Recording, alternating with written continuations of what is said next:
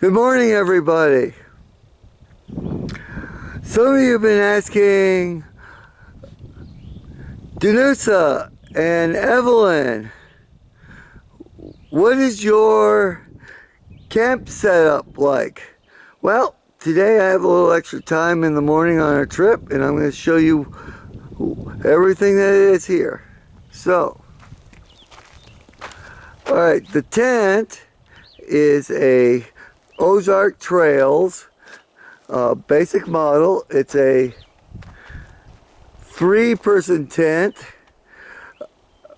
and some of you are probably going to asking me, well, why did you get a 3-person tent when you're only 2 people? Well, the difference is if you get a bigger tent, you can put more stuff in.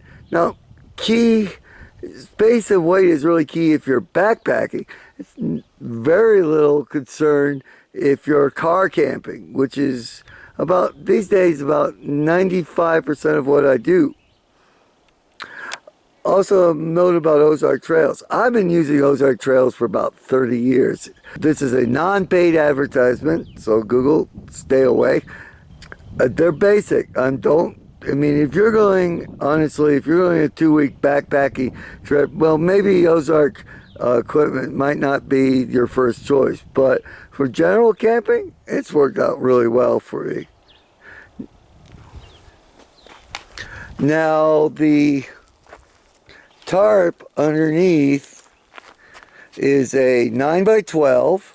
And it's a heavy duty tarp. I spent good money on that. I spent about $25 on that. And I would recommend, if you're getting a ground cloth, you definitely want to spend the extra money on it.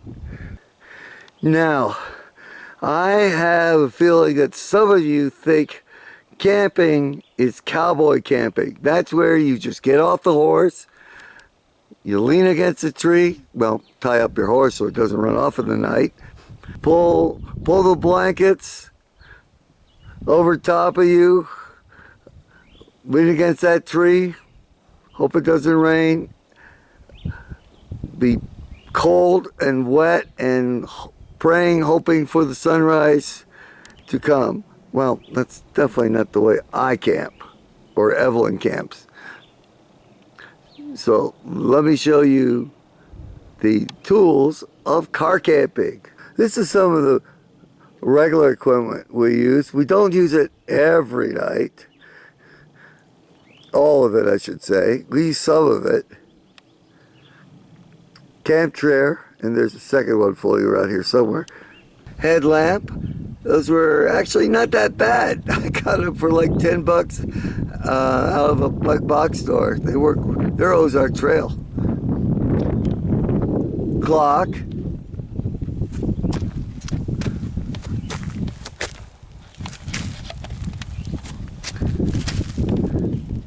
Lamp, coffee maker, a 25-foot heavy-duty extension cord. This will carry full house current plus a little bit more. I also have a more standard electric cord, which is 75 feet, so I can reach on. If the electrical supply is 100 feet from where the tent is actually sitting, no problem. In the back, you see this little handy device. The electrical cords are for standard house current, but with this device, which cost me about $20, I can plug into normal RV current, which is either 30 or 50 amps. And yeah, it's no problem. You can always go down in amps. You cannot go up. A connector, so if I want to run more on one device. This we use every night. This little guy is a electrical air pump. No more hand pumping the mattress to get it full. As you can see, it's only about the size of my hand.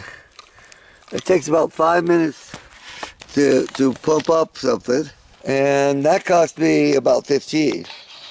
Coffee maker is a thrift store item, all plastic, no glass, so nothing to break.